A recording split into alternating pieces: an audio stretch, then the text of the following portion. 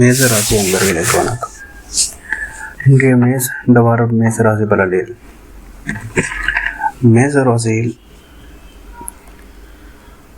ராசிக்கு 4, 5, 6, 7 3 பாவங்களில் சந்திரன் இந்த வாரத்துக்கு வராரு.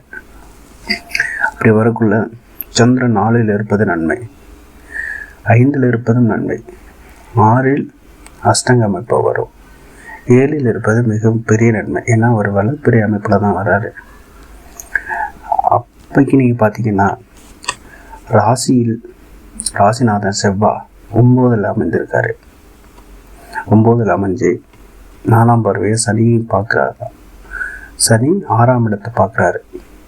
அப்படிக்குள்ள கடன் நோய் எதிர்ப்புகள் எதுவும் பெருசாக வராது இந்த வாரத்துக்கு.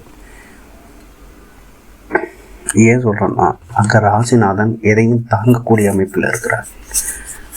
சூரியன், புதன், சுக்கிரன் செவ்வாயோட இணைஞ்சு அவர் தனுசு வீட்டில் அமைஞ்சு தனுசு வீட்டில் அமர்ந்து குருவோட பார்வையும் பெறாரு.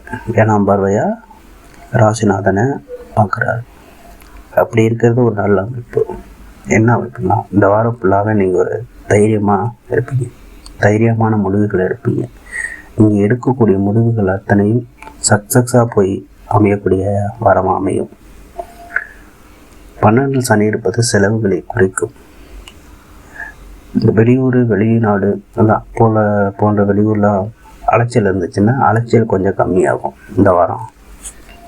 11ல் ராகு இருப்பது எப்பவுமே நன்மை தான். அவர் அது 11ஆம் இடத்துக்கு எடுத்தாலும் ஒரு நல்ல நிலை தான். 11ல் இருப்பது ஒரு யோகமான, அந்த திசையோ ஏதோ வரக்கூடாது. உங்களுக்கு மேச ராசியாக இருந்து மேச லக்கணம் அப்படி இருந்தால் மிகப்பெரிய அமைப்பில் இந்த வருஷம் ஃபுல்லாகவே நல்லது நடக்கும். வேறு அவயோக திசைகள் நடந்துச்சுன்னா வாரத்துக்கு ஏற்ற மாதிரி ஏற்ற இறக்கங்கள் இருந்து கொண்டே இருக்கும்.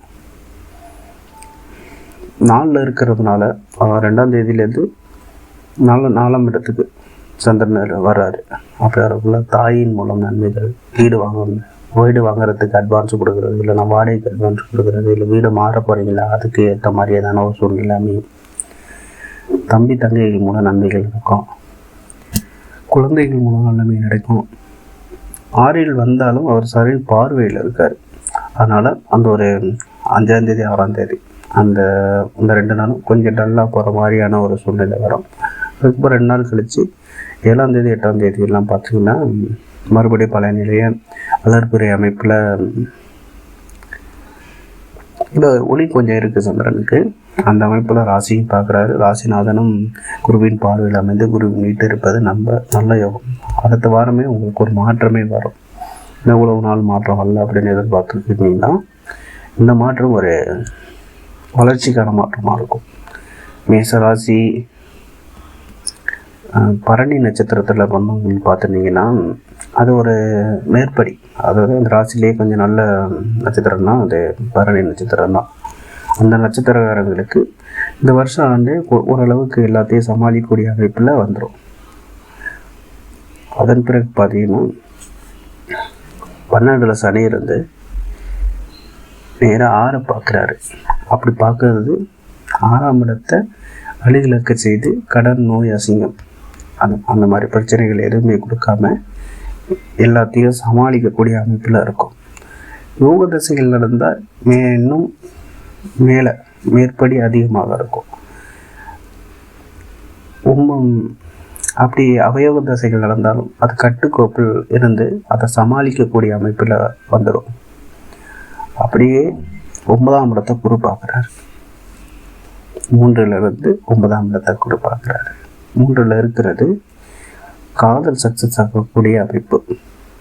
இந்த நேரத்தில் நீங்கள் ஏதாச்சும் லவ் மேரேஜ் பண்ணணும், இல்லை காதலை வீட்டில் சொல்லணும் அப்படின்னு நீங்கள் நினச்சிங்கன்னா இந்த டயத்தில் அந்த வார்த்தையில் சொன்னாலே ஃபுல்லாகவே உங்களுக்கு சக்ஸஸ் ஆகும். அந்த ஒரு வருஷம் ஃபுல்லாகவே இப்படி இருக்குது. அதனால் பெரிய தொந்தரவுகள் வராத ஒரு ராசியாக மேச ராசி அமைஞ்சிருக்கு. வாழ்த்துக்கள்.